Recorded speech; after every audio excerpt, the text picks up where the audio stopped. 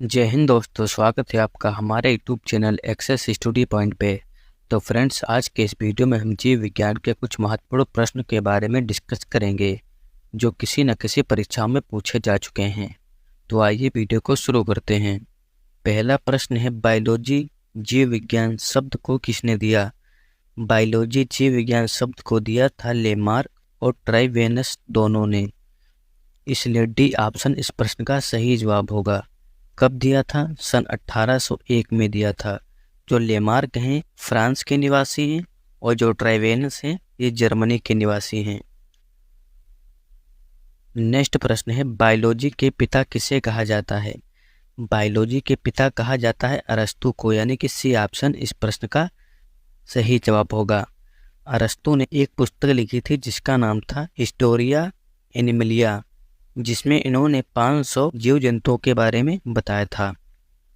Next प्रश्न है, आधुनिक जीव विज्ञान के पिता किसे कहा जाता है? आधुनिक जीव विज्ञान के पिता कहा जाता है चार्ल्स डार्विन को, यानी कि डी ऑप्शन इस प्रश्न का सही जवाब होगा। इन्होंने एक बुक लिखी थी जिसका नाम था on the origin of species. इसमें इन्होंने जीव विकास के बारे में बताया था। नेक्स्ट प्रश्न है, हिस्टोरिया प्लांटेरम नामक किताब को किसने लिखा? हिस्टोरिया प्लांटेरम नामक किताब को लिखा था थियोफ्रेस्टस ने, यानी कि बी ऑप्शन इस प्रश्न का राइट आंसर होगा। इस किताब में इन्होंने 500 से अधिक पेड़ पौधों के बारे में बताया था और इन्हें वनस्पति विज्ञान का जनक भी कहते हैं। अगला प्रश्न है, हमारी हड्डियों में कौन सी प्रोटीन पाई जाती है? हमारी हड्डियों में ओसिन प्रोटीन पाई जाती है, तो डी ऑप्शन राइट आंसर होगा। नेक्स्ट प्रश्न है, हड्डियों का अध्ययन क्या कहलाता है? हड्डियों का अध्ययन कहलाता है ऑस्टियोलॉजी, यानी कि सी ऑप्शन इस प्रश्न का राइट आंसर होगा। अगला प्रश्न है, हमारी हड्डियां किस चीज़ की बनी होती हैं? हमारी हड्डियां बनी होती कैल्शियम कार्बोनेट और कैल्शियम फास्फेट, इन दोनों चीज़ों की बनी होती हैं, तो डी ऑप्शन इस प्रश्न का राइट आंसर होगा, ए और बी दोनों। अब हड्डियों के बारे में बात करें, सबसे पहले जो शिशु होता है उस शिशु में 300 हड्डियां होती हैं।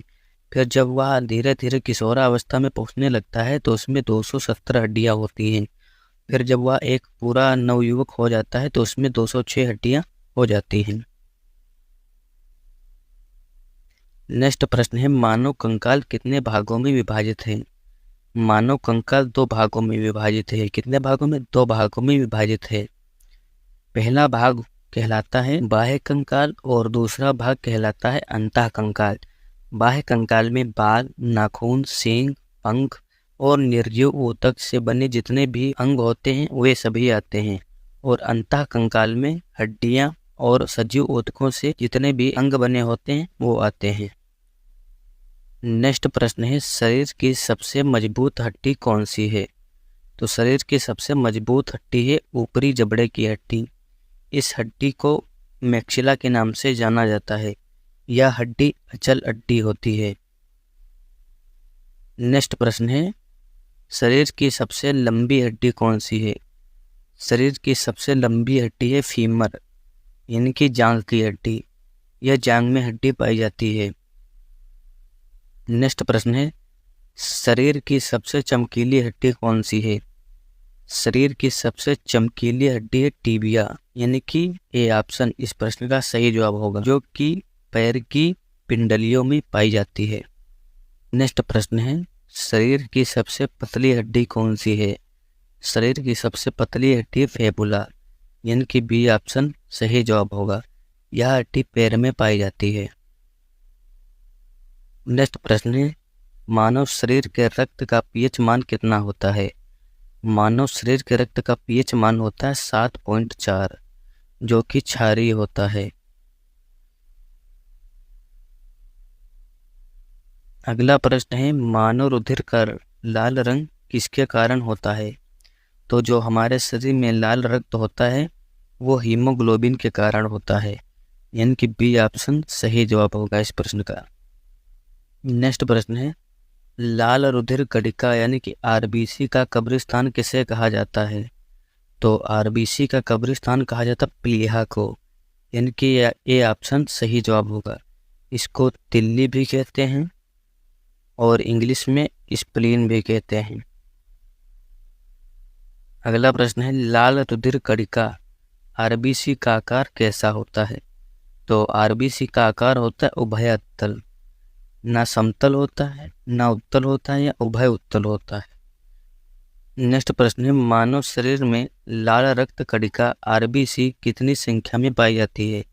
जो मानव शरीर में आरबीसी होती है वो 45 से 55 लाख की संख्या में पाई जाती है, यानी कि 4.5 मिलियन से लेकर 5.5 मिलियन तक होती है।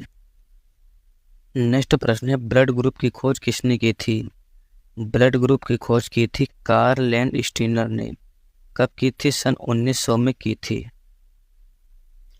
ब्लड ग्रुप कितने प्रकार का होता है? तो ब्लड ग्रुप होता है 4 प्रकार का, ए, बी, ओ और ए बी। जो ए, बी और ओ है इसकी खोज कार्ल लैंडस्टीनर ने की थी, और जो ए बी है इसकी खोज स्टार्लिन ने सन 1903 में की थी, जो ये कार्ल लैंडस्टीनर के शिष्य थे। नेक्स्ट प्रश्न है कोशिका की खोज किसने की थी? कोशिका की खोज की थी रॉबर्ट हुक ने। सन 1665 में कोशिका की खोज की थी। नेक्स्ट प्रश्न है कोशिका सिद्धांत किसने दिया था?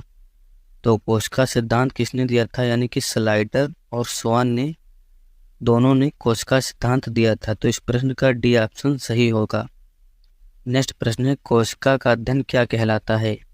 कोशिका का अध्ययन कहलाता है साइटोलॉजी, यानी कि सी ऑप्शन इस प्रश्न का सही जवाब होगा। नेक्स्ट प्रश्न है माइटोकॉन्ड्रिया की खोज किसने की थी? माइटोकॉन्ड्रिया की खोज की थी कोलिकर ने, यानी कि ए ऑप्शन सही जवाब होगा। नेक्स्ट प्रश्न है भारतीय कोशिका विज्ञान के पिता किसे कहा जाता है? भारतीय कोशिका विज्ञान के पिता कहा जाता है ए.के. शर्मा को, यानी कि डी ऑप्शन इस प्रश्न का राइट आंसर होगा। नेक्स्ट प्रश्न है कोशिका का पावर हाउस किसे कहते हैं? कोशिका का पावर हाउस माइटोकॉन्ड्रिया को कहा जाता है। इसमें एटीपी की मात्रा बहुत अधिक संख्या में होती है, जो कि ऊर्जा का पावर हाउस के रूप में बनी रहती है। नेक्स्ट प्रश्न है कोशिका का पैकर कोशिका की माता किसे कहा जाता है? कोशिका का पैकर और कोशिका की माता कहा जाता है गाल्जी काय को। किसे? गाल्जी काय को। गाल्जी काय की खोज की थी कैमिलो गाल्जी ने। तो दोस्तों आज की वीडियो यहीं पे समाप्त होती है। वीडियो कैसी लगी कमेंट बॉक्स में ज़रूर बताएं। जय हिंद, जय भारत।